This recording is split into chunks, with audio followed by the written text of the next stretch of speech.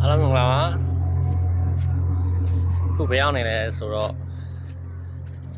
ပြန်အောင်တရားသေးအောက်ကပန်းညံပါပါဒီနေရာလေးမစိုးဘူးဗျ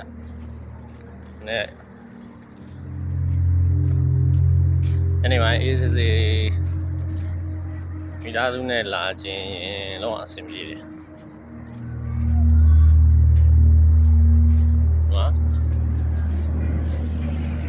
နော်မျိုးသမီးနဲ့ကလေးကဟိုမှာစော့နေသူစီသွားလာ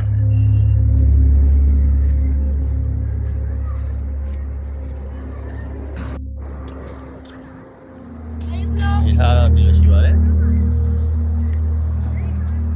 ညနေပိုင်းဆက်ကြည့်ကြရင်လည်းဒီနေရာလေးမစိုးဘူးဗျ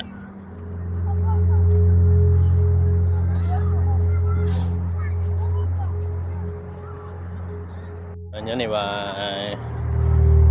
မိသားစုနဲ့လမ်းလျှောက်အားကစားလုပ်တဲ့လူတွေလည်းရှိပါတယ်တွေ့လည်းရှိတယ်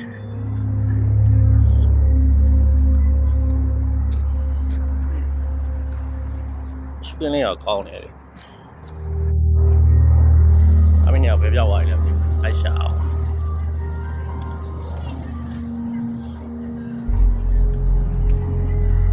အဲကောင်းပါလေစပင်းလေး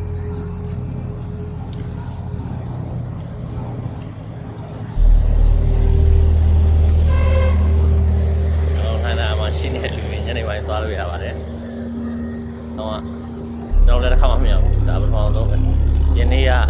သွားပြီးတော့ကျွန်တော်မှောင်းသွားလို့မလို့ဒီနေ့တစ်ခါပြန်လာတာပါ။ကျွန်တော်ကားနဲ့ကျွန်တော်မိန်းမဟိုတရားပေါ်က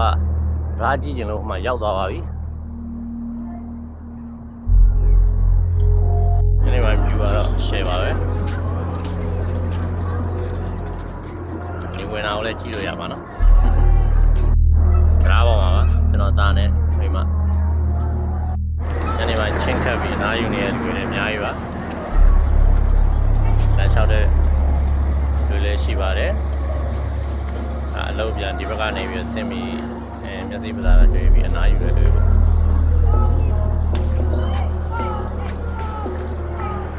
စိုးရအနားယူလို့ကောင်းတယ်ညကအဲ့လိုရှောက်သွားတာ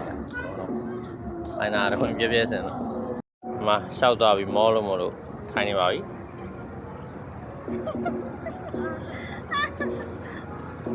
အားလုံးဘိုင်ဘိုင်